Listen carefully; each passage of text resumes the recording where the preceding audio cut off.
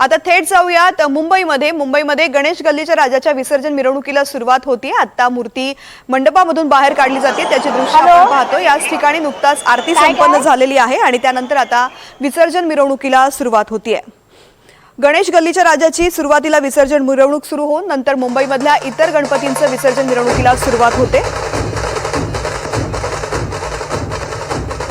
मुंबईचा राजा अशी सुद्धा या गणेश गल्लीच्या राजाची ओळख आहे। 1928 मध्ये लालबागमधील गिरणी कामगारांनी गणेश गल्लीच्या राजाची स्थापना केली आणि त्यानंतर आता 125 वर्षांपेक्षा जास्त काळ गणेश गल्लीच्या राजाची सार्वजनिक गणेशोत्सव मंडळाकडून मोठ्या प्रमाणामध्ये उत्साहामध्ये स्थापना करून दरवर्षी 10 दिवसांचा हा उत्सव साजरा करण्याची परंपरा आहे। माझे सहकारी जुई जाधव सध्या आपल्यासोबत आहे। जुई, अगदीच आपण पाहतोय तृप्ती, गणेश गल्लीच्या विसर्जन मिरवणुकीला सुरुवात झाली आहे। कारण का गणेश गल्लीची मूर्ती आता मंडपातून बाहेर पडली आहे। या विसर्जन मिरवणुकीला आता सुरुवात झाली आहे। गणेश गल्लीचा गणपती हा मुंबईचा पहिला मानाचा गणपती असतो। गणेश गल्लीचा गणपती सगळ्यात आधी बाहेर पडतो आणि त्यानंतर मुंबईचे जे इतर गणपती आहेत ते बाहेर पडतात। आता जवळपास आपण पाहतोय 8:15 झाले आहेत आणि 8:15 वाजता गणेश गल्लीची मूर्ती मंडपातून बाहेर काढण्यात आली आहे आणि या विसर्जन मिरवणुकीला आपल्याला पाहायला मिळते। हळूहळू पुढे ही मूर्ती आता गिरगावच्या दिशेने मार्गस्थ होणार आहे। खरं तर ठिकठिकाणी या वाटेवर गणेश मूर्तीचं स्वागत केलं जाईल, पुष्पवृष्टी केली जाईल आणि हार घालून गणपतीचं स्वागत केलं जाईल या मूर्तीचं आणि त्यानंतर हळूहळू गिरगावच्या दिशेने ही मूर्ती मार्गस्थ होताना आपल्याला पाहायला मिळेल। जुई, गणेश गल्लीच्या राजाच्या विसर्जन मिरवणुकीला सुरुवात झाल्यानंतर पुढे कोणकोणत्या सार्वजनिक गणेशोत्सवाच्या मंडळाच्या मूर्तींच्या विसर्जनाला सुरुवात होणार आहे? गणेश गल्लीचा गणपती हा मुंबईचा पहिला मानाचा गणपती असतो आणि ही मूर्ती बाहेर पडल्यानंतर इतर ज्या मूर्त्या आहेत त्या बाहेर पडतात। म्हणजे आता यानंतर लालबागची मूर्ती बाहेर पडेल, त्यानंतर चिंतामणीची मूर्ती बाहेर पडेल।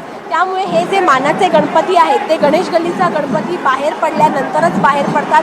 ही प्रथा आहे की गणेश गल्लीचा गणपती हा सगळ्यात आधी बाहेर पडतो आणि वेळेवर बाहेर पडतो।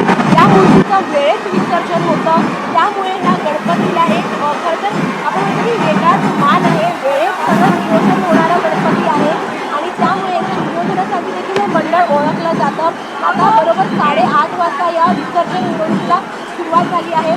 टप्प्याटप्प्यावर गणपतीचं स्वागत केलं जाईल, ठिकठिकाणी मूर्तीचं स्वागत केलं जाईल, पुष्पवृष्टी केली जाईल, हार दिले जातील आणि त्यानंतर हळूहळू ही मूर्ती गिरगावच्या दिशेने मार्गस्थ होईल। मात्र वेळेत आणि शिस्तबद्ध पद्धतीने नियोजन केलं जाणारं असं या मंडळाची ओळख आहे। त्यामुळे वेळेवर हा गणपती बाहेर पडला आहे। पाऊस देखील प्रचंड सुरू आहे बाहेर आज सकाळपासूनच, त्यामुळे वेळेत विसर्जन होणं आणि करणं ही जबाबदारी या मंडळाने उचलली आहे। दुसरीकडे पोलीस यंत्रणा देखील सज्ज झाले आहे, कारण कुठलीही गैरसोय होऊ नये, कोणालाही हानी पोहोचू नये यासाठी पोलीस यंत्रणा पूर्णपणे सज्ज झालेला आपल्याला पाहायला मिळत आहे। निश्चित जुई, आपल्याला माहिती आहे की सार्वजनिक गणेशोत्सव मंडळाच्या मूर्ती जेव्हा विसर्जन मिरवणूक त्यांची सुरू होते त्यावेळेस काही ठराविक टप्प्यांवरती या विसर्जन मिरवणुकांचं स्वागत केलं जातं। गणपती बाप्पाला भले मोठे हार घातले जातात, पुष्पवृष्टी केली जाते। असे कोणकोणते मार्गातले टप्पे आहेत जिथे पुढे जाऊन या गणेश मूर्तींचं स्वागत होणार आहे?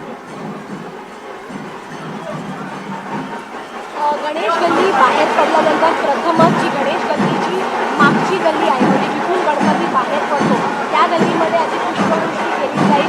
त्यानंतर जिथे दुसरी गल्ली आहे, म्हणजे आपण पाहतो की याच्या मागची एक गल्ली आहे, तिथे देखील मोठ्या प्रमाणामध्ये पुष्पवृष्टी केली जाते गणेश गल्लीवर आणि पुढे गेल्यावर स्टॉप बिल्डिंग एक खरं महत्त्वाचा टप्पा म्हणजे की गणेश गल्लीचं जे मुख्य द्वार आहे तिथे गणपती आल्यावर एक शो असतो, तो शो तिथे सादर केला जातो आणि त्यानंतर लालबागच्या प्रमुख जे द्वार आहे तिथे गणपती पोहोचतो, तिथे देखील त्याचं स्वागत केलं जातं आणि त्या स्वागतानंतर श्रॉफ बिल्डिंगवर देखील पुष्पवृष्टी केली जाते गणपतीवर। त्यामुळे निश्चितच हे काही महत्त्वाचे टप्पे आहेत तिथे गणपतीवर पुष्पवृष्टी केली जाते आणि गणपतीला एकदम प्रेमाने आणि आनंदाने निरोप देण्यासाठी सगळेजण आतुर असतात।